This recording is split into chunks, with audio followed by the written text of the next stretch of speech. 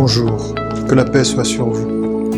J'aborde dans cet ouvrage une question qui est importante parce qu'elle a joué un très très grand rôle dans mon affaire. C'est la question des médias et de la couverture médiatique de cette affaire.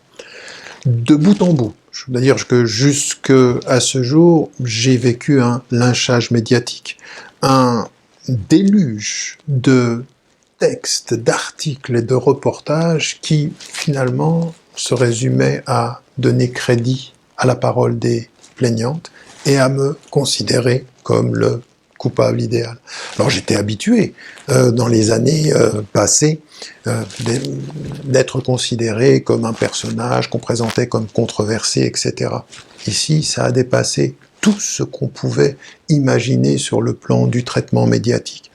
Alors, il y a eu la création d'un personnage. On a créé un personnage et les médias ont ce pouvoir, cette capacité à créer un personnage sans lui donner la parole, sans effectivement faire le minimum du travail que l'on devrait faire quand on est un journaliste. Ça s'appelle la déontologie journalistique, c'est de faire des enquêtes sur les plaignantes, d'aller voir de qui il s'agit. Rien de cela n'a été fait. Leur parole était parole d'évangile, ma parole était la parole d'un coupable. Elles étaient victimes en étant plaignantes et j'étais coupable, même pas encore condamné.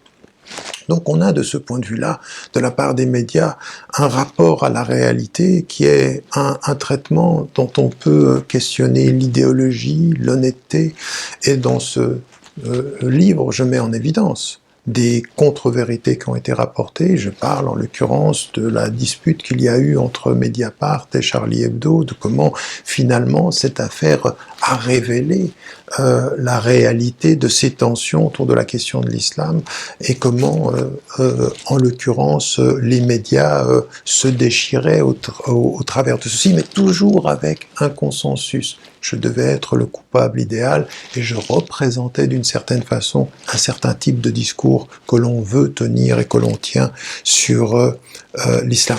Donc dans cet ouvrage, je m'y arrête pour considérer comment on doit aborder cette question des médias. Pourquoi y a-t-il un tel consensus médiatique? Est-ce que finalement les médias en France sont aussi libres que cela? Et s'il y a des intérêts, quels intérêts défendent-ils?